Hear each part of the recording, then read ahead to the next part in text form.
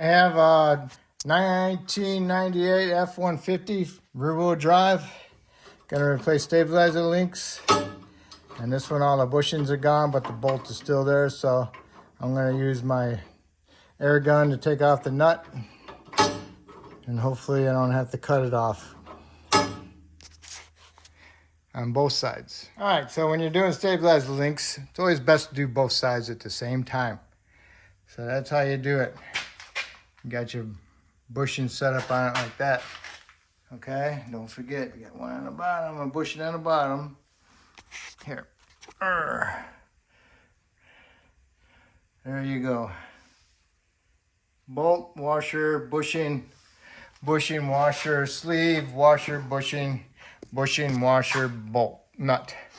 Okay, so always have a pry bar handy and have all your pieces together and ready to go, because you need to hold it in there to get all these started, because otherwise it falls out and goes on the floor and everything goes everywhere. So once you get it in there, and you need to pry down on your stabilizer bar so you can get your top bushing and washer and nut on, and then you can push the bolt up through the bottom and give you more thread to grab. All right, so once you got this side started, now you can go do the other side.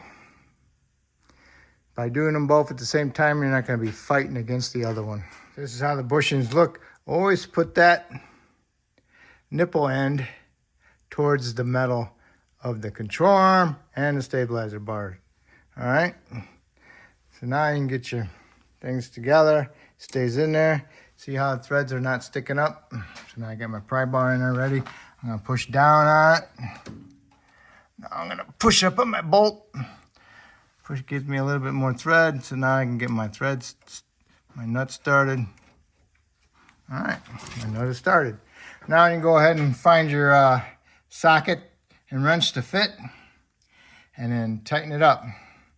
Sometimes you can tighten them up to the threads stop, but sometimes that's too much on the bushing, and it pushes the bushing out. And so you want to watch your bushings. You want to crush them, but you don't want to smash them. All right, on this particular one, they just started getting smashed, and it stopped. So that's good. Don't, if they keep on going, don't run them down farther than that, because you don't want them starting to bulge out and splitting too soon when they get a little bit old. Okay, so that looks perfect. So that'll be it. That's how you do your stabilizer links. Okay, thank you.